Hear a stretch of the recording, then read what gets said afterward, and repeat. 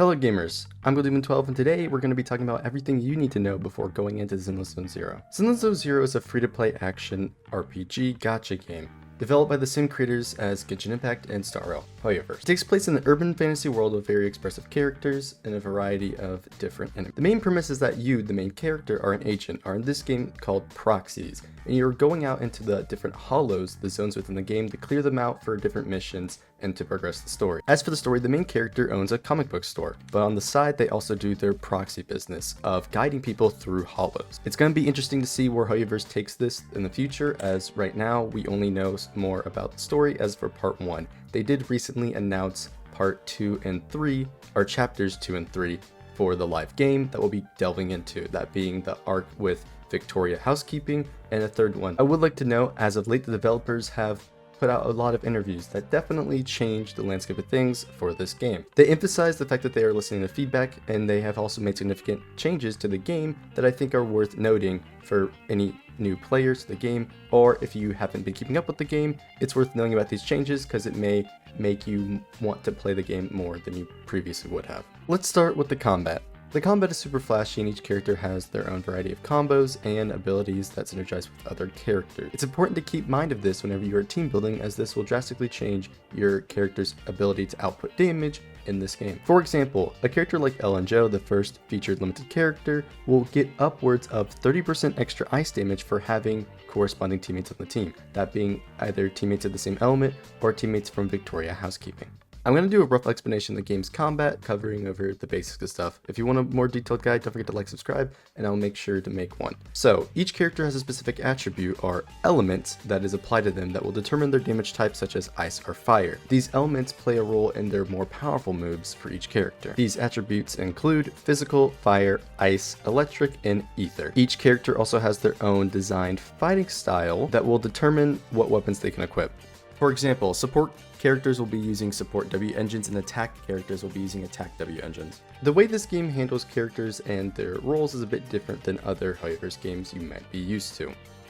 Instead of having a specific weapon type or a specific path like in Honkai Star Rail, this game splits it up into specialties and fighting styles. You can also refer to these as roles and attack type. As for the different specialties, they have Anomaly. This is going to be the characters that specialize in applying specific elements to the enemy. Attack specialty characters are going to focus on dealing damage to the enemy. Defense specialty characters are going to focus on protecting you from the enemy or buffing your team. Stun specialty characters are going to focus on building up the daze meter on enemies. And support specialty characters are going to focus on buffing your team and helping them do what they want to do. As for the fighting styles, I'm not sure how these will impact the live game or if they're even still there. This is going off information that we've gotten from CPT 2 and 3, but they have slashing, piercing, and strike-based fighting styles. For example, Ellen would be a slash character as she uses scissors. Before and previously in the game, these different fighting styles would have different effects based on what you're fighting in game.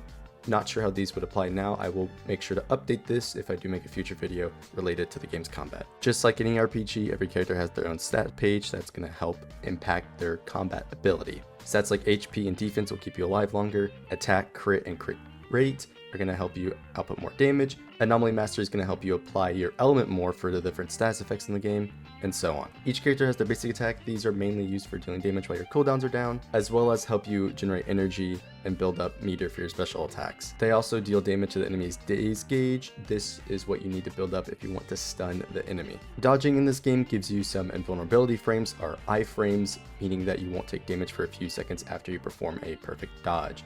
Characters like Ellen Joe have a special dodge, which further plays into their own kit. As for the skill or special attack, in this game they have two. They have the regular one when used without full meter or energy bar, and the EX special whenever they have meter. EX specials do more damage at the cost of this meter, and some characters additionally have a alteration of their EX special if you spend even more meter. Each character also has an ultimate that does massive damage.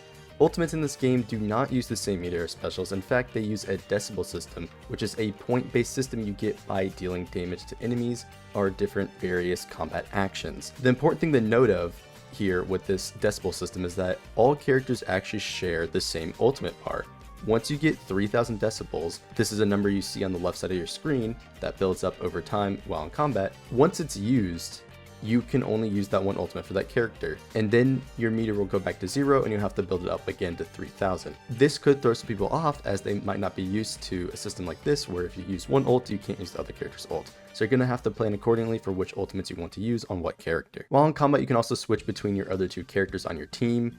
There's different ways to achieve this via the assist switch or the regular switch. There is another way of switching whenever you have the enemy stunned and do a powerful attack. You then can also do a combo chain attack into another character, and then you can also chain that into another character again, as well as an additional chain via your Bang Boo, which is your little ally on the field. You may have heard me mention the daze mechanic. This is the yellow bar you see underneath the enemy's health bar on every single enemy. This meter is built up by various attacks, and certain characters specialize on building up this meter even faster. Once you get this, the enemy goes into a stunned or down state, and this allows you to do even more damage to them by giving you an opening to attack. There's also quick time event attacks. Like I said earlier with the character switching, whenever this happens and the enemy is stunned, you are able to do a QTE into another character for additional damage and meter gain. And to round off this rough overview of mechanics, there's the perfect assist. Like I said earlier with the character switching, there's a meter that an additional meter that you can build up while in combat to do a special assist. This will vary from character to character. Generally, melee characters will have a parry or block, while ranged characters will have a dodge in them. So keep that in mind when you're playing a specific character. They'll have different perfect assists. Zenless features 2 distinct in-game modes. One, a roguelike mode, Hollow Zero, similar to Simulated Universe inside of Honkai Star Rail, where you go around the board collecting different buffs and facing different enemies. As you're traveling throughout the board, you'll collect different items and buffs that will help your character, as well as different teammates for the stage. Doing this will unlock, different slots and different configurations for you that you can use against the enemies in each stage. Beating enough of Hollow Zero will reward you with premium currency to get summons, as well as credits and other upgrade materials. This, just like the Simulated Universe Honkai Star Rail, will reset weekly. The other in-game mode is Shiryu Defense. This is sort of like Genshin Spiral Abyss, where it's a time-limited challenge and you take your characters up against difficult fights. The main goal here is to defeat all the enemies within the time limit to get the most rewards. On screen, you'll be seeing images by Sam Foxy over on Reddit or stardb.gg. And they've provided these great infographics or layouts for people to look at for those who are more visual instead of audio listeners. As you can see here, like other Hoyoverse games, you have your regular talents, your skills. However, the difference here is that in this game, your talents are called skills, and your constellations, or your dupes of the character, are called talents. This, I do think, will be very confusing for a lot of players, but if you're like most players, you'll call them by the other game's counterpart. So most people will probably be calling them constellations or eidolons. You also have your regular passives. In this game, they're called core skills. As for weapons, they are called W engines, and your artifacts in this game are called disk drives. As previously covered, you can see all the attributes and specialties for each character, as well as their various factions. Just like in other games, this game has your 4 stars, which are A ranks, and your 5 stars, which are S ranks. There are other rarities like B and C. As for the other weapon types, this game's equivalent to premium currency, unlike Primo Gems, is polychrome, and your Denny's will be your Mora. So your standard resource you use for upgrading characters. Unlike the other 2 games, this game actually has 3 different sources of summon currency. However, the third source is an exclusively free-to-play source. You cannot purchase this, and this is something you'll only be able to acquire via endgame modes. So keep that in mind when you're summoning for a character, is that they may have an additional assist or, Bang Boo that you'll be able to summon for that will also help them in your account overall for boosting. Additionally, just like the resources we get via summoning from the other games, this game also has that, having its residual signals, and it's in Nice. I'm probably butchering that name, do apologize. And just like its other counterparts, it has a stamina system like all Gacha games. As for its core systems, just like its other games, it's going to have your account level, your world level or rank. It's going to have your daily commissions or errands. You're going to have your expeditions where you set off your characters to get small amount of resources to help you level. Of course, it's going to have a battle pass. Your quests in this game are called Internauts. You will have your schedule and your proxy primer, which is going to be your upgrade ranks. And just like the other games, it will have its various grind stages where you grind for the character upgrade materials. In this, they are called combat simulations, driver validations, reckless challenge, and an additional mode called training. In this mode, we'll be able to train with our characters. There was a cool feature in the closed beta test where you were able to start up a training stage for your characters and try them out in various different combos. It's a very cool feature that as far as I can tell, is making it to live, and this is going to be great for players, not only to record footage, but also show off cool combos. So this is fantastic to see. And finally here we have an excellent image showing off the various characters and their damage types. As you can see on here, you have your standard characters being Grace, Kolia, Lycan, Nekomata, Rina, and Soldier 11. With our A rank, our 4 stars being Ambi, Anton, Ben, Billy, Korin, Nicole, or Sokaku. Many players may have seen Mabai around, however she will not be in the game at launch. She's going to be a future character. Unfortunate for people like me who were really hoping for this character. Our 2 limited characters for the very first update are going to be Ellen Jo and Zhu Wan. To circle back to character attributes, these will play an important role in your combat and team building, as they each have their own various effects. Similar to elemental reactions, however, they don't react with each other. It's going to be rapidly applying that specific element. So there are 5 different attribute types: fire, electric, ice, physical, and ether. This will matter depending on what type of enemies you go up against. Organic and corrupt-based enemies will be vulnerable to fire-type attacks as you can burn them. Machines are vulnerable to electric-type attacks as you can short them out. Mutants are vulnerable to ice-type attacks. Each element additionally has its own attribute anomaly. This can be inflicted by building up a certain amount of anomaly on the target, or status effect if you will. Anomaly Mastery will increase the buildup of this effect on the enemy, and there will be characters specialized on building Anomaly Mastery for their damage, like Grace. Combining 2 different attributes will override the original anomaly and trigger an additional effect, Distortion, which deals extra damage calculated based on the original anomaly's damage and accumulates days. Here are the current debuff effects applied for each of those elements. Electric has the Shock debuff, which will trigger 8 instants of damage, as well as interrupt enemy actions. Machine enemies become unable to move while shocked. For physical, you trigger Assault, which interrupts enemies and deals massive physical damage and increases the days inflicted on the target. Ice, of course, has Freeze. This will freeze the enemy for a certain period of time, delaying their actions, and will also trigger a Shatter, dealing ice at the end of the effect. This will also have the additional effect of Frostbite, which increases the crit damage taken for a period of time.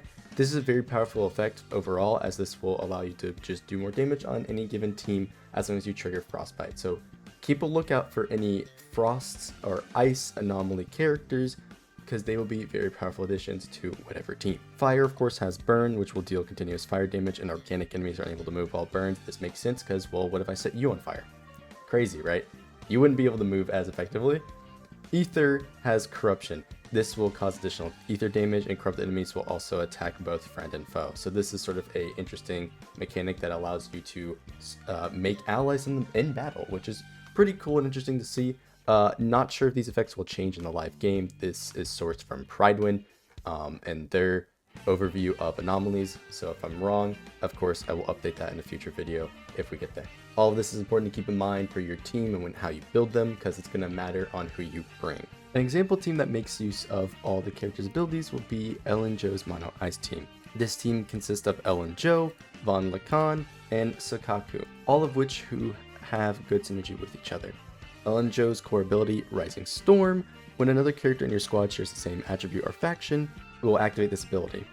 When Ellen Jo deals ice damage, subsequent ice damage increases by 3% for 10 seconds. This effect can stack up to 10 times, and repeated triggers reset the duration. This, of course, works really well having 2 other ice users on your team. This, combined with Vaughn, who is a stun-based character, will help you build up stun on the enemy. Additionally, whenever Vaughn stuns an enemy, he'll increase their stun damage multiplier by 35%. Very powerful effect, and it will activate once per the entire squad. So you'll get this, whenever you stun one time, right? Very powerful ability that will also work with Sokaku's ability, where whenever she uses her Vortex, Fly the Flag, ice damage to the squad increases by 6.25%. So this is another ability that will, again, additionally stack with Ellen and allow her to do a lot of damage. Very powerful once you put all these characters together, and it's a sort of well-rounded team that will cover whatever you need to cover, especially if the enemy is ice weak like the ones mentioned earlier.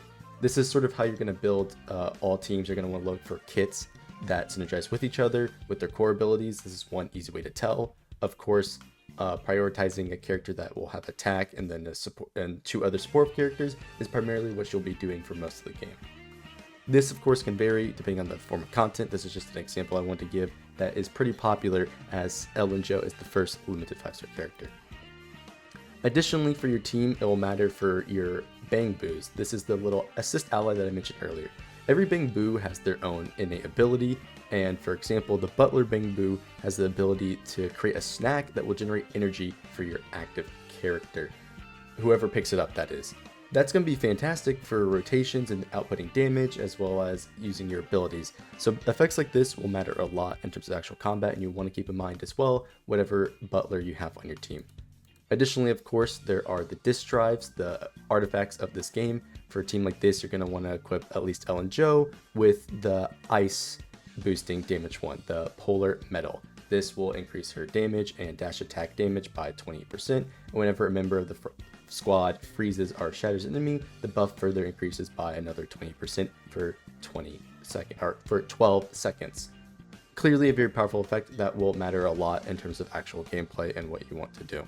Lastly, of course, for your team in terms of gearing, you're going to prioritize W engines, or I shouldn't say lastly, but W engines will play a key role in character building across the game, because you're going to have your W engines for your supports, your DPS, and etc. Right? As an example, using the Ellen Jo team I mentioned earlier, her W engine increases ice damage by 25%, and upon hitting an enemy with a basic attack, the equipper's crit rate increases by 10% for 8 seconds. When dealing ice damage with a dash attack, the equipper's crit rate increases by an additional 10% for 15 seconds. The duration of this effect is calculated separately. So this is a very powerful effect, and even if you're a person who's worried about something on Weapon Banner, this is actually a good weapon for Mabai in the future, considering that she is a very similar ice damage dealer, and a crit boost like this is very massive. Considering that this weapon at level 60 has 24 crit, you're getting an additional 20 crit on top of that via the passive, and a bunch of ice damage bonus. This will be a very powerful effect for a lot of ice damage dealers, and Light Cone, or I should say W engine, worth considering. Alright, I think I spent enough time talking about the combat and the many, things that lead into it being a bit more complex. Now I want to talk about the gacha system, because this is actually going to be a bit different than what people are used to from Hoyoverse. If you've played any of the other games you're used to, it's 2 banner system where it has the 1 weapon banner and the 1 character banner. The difference in this game is there's actually a 3rd banner, being the Bang Boo banner. Now, I will say right now, it will always be funny pulling a B rank bamboo, as where the letter placement puts it, makes it Bang Boob, which is hilarious. But with that being said, the Bang Boo banner I want to point out, as this is actually going to be completely separate from the other 2 banners. You will not be able to use your premium currency to buy currency for the Bang Boo banner. The Bang Boo banner uses Boo Pawns, which are only acquired via in-game means, via the in-game modes. So that means there's no way to directly pay for it. This is a good thing for players, as they won't have to split up the resources as much, and well, this means that having a good Bang Boo is something that you can just completely earn on your own, which I think is very cool and it's nice. Plus, Bang Boos aren't going to be that big of a difference for combat. Obviously, some of them have very powerful abilities like the one I mentioned earlier with the energy recharge, but of course it is all earnable in game, and you can even select which Bang Boo you're going for. Yep, that's right, this, kind of like Wuthering Waves, has a Bang Boo selector, so you're able to target a specific Bang Boo you want. This makes the Bang Boo banner very, very accessible for all players. Another difference from other Hoyoverse games is that the limited banner only has 2 uprate 4 stars instead of 3. This may come as a shock to some people that there's only 2 uprate 4 stars, but in some cases this kind of makes it easier to get specific 4 stars, and in other cases harder to get others. As well, you only have 2 uprates, and maybe you won't find the uprate you want later on, as well, again, they're pretty limited on banner. This is good, however, because it means you are more likely to get the duplicates for the 4 stars that you want, right? So that is a bonus there. Additionally, unlike their other games, this game consists of a team size of 3, so it does make sense that they reduce the number of featured characters by 1. As per normal Hoyoverse games, the regular exclusive banner consists of a 90 max pity with a 50-50, meaning to 100% guarantee a character, you will need 180 summons. However, of course, this game does in fact work just like the other games. So there's the little hidden thing that people in the media like to call soft pity at 75 pulls. 75 pulls in, your chances of pulling the 5-star drastically increase. And again, because this game has what we call 50-50, if you lose to one of the standard 5-stars instead of pulling the featured one, you will then, in the next time you summon a 5-star, it will be the featured one. So that is pretty nice that these games do this. The standard banner is something I do want to actually specifically mention, as this is going to be different from other standard banners that Hoyoverse has previously done. Hoyoverse has decided to actually improve their standard banner by including it with the beginner banner. That's right, the first 50 summons you do will be included with the standard banner. So those discounted multis where it's 10 currency instead of the, 8 currency instead of the 10 currency, right? Because it's discounted by 20%, you'll be able to pull for those first, 50 summons and get your guaranteed S rank, which is fantastic because that means it actually builds up to the other edition, the 300 selector. Just like Honkai Star Rail's 300 selector on the standard banner, you'll be able to pick whichever 5-star you want guaranteed. This is fantastic because this means that players won't have to make a decision whether or not to pull on the beginner banner and hopefully pull a 5-star early, or have to be forced to wait till later on to get their guaranteed 5-star from the 300 selector. They're putting the two banners together into one, which is fantastic. So that means none of your summons are wasted, and in fact that also means your first 50 pulls is actually 40 pulls worth of summons, right?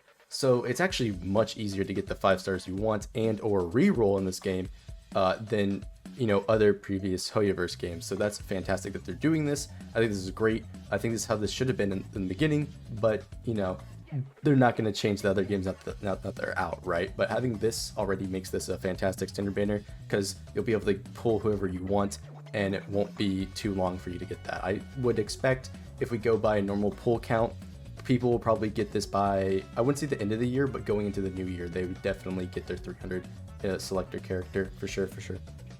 And going into 1.0, there will be 2 limited banners, like always.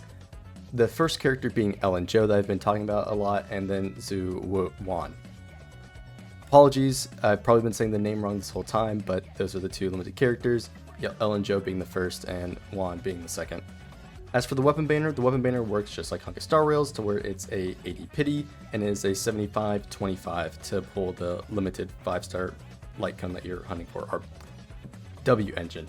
I'm going to mess it up a lot. And because it's 80, of course, if you're unlucky, that would be at most 160 pulls for you to acquire the weapon for that character. And so overall, I think these banners are actually pretty solid. I do like the changes they've made compared to the previous games, and the way that they're doing rate ups with it being 2 is very interesting. Having 2 4-star rate ups does mean we can sort of target the 4-stars a bit better instead of getting a 4-star that we possibly don't want, right? But at the same time, this does mean it could dilute the pool a little bit more in comparison to the other previous games. So we'll have to feel this out to see how we feel about it, but so far, I do think this is good to change, as well as the Bang Boo banner being a separate banner that is entirely free. I think it's fantastic, especially because if you've been paying attention to any of the live stream stuff, we're going to be getting 80 pulls for free, which effectively means we out the gate in version 1.0 will be able to pull for whatever Bang Boo we want, as they will be giving us at least the minimum number of pulls to pull for a Bang Boo, which is fantastic because, as I said, this has a selector, so effectively you can get whatever Bang Boo you want guaranteed this update. That's huge. I will like to see how they handle reruns in the future. As you know, these gacha games tend to fill up on characters quick, especially with a banner style like this, not having multiple featured characters on the same banner. So we'll have to see. It will be interesting to going forward how they're going to handle characters, because they did mention in a lot of interviews and stuff that they could possibly even add support characters. And what I mean by that is healer characters, because right now in the game there are no healers, right? It's pure action. They will all be helping you do damage in some sort of way, and that'll be very interesting because a healer character will fundamentally change so much of the game's combat, and it will definitely make people think twice about pulling for specific characters. But overall, I think the banner system is actually really nice, and I'm looking forward to it. And well, that's really it. This game, it's got a lot going on for it. Things look really good, especially with what they've been talking about in interviews. Of course, if you do want to see videos like that and all that, don't forget to like, subscribe, check me out on Twitch as well. Would appreciate y'all, and especially if y'all are interested in this content. Again, comment down below, your thoughts, your questions, whatever it is about this game. I'll be here to answer them. And as always, I've been Goldie. and I'll see you on the next one. Also, wait, I know I just did the outro.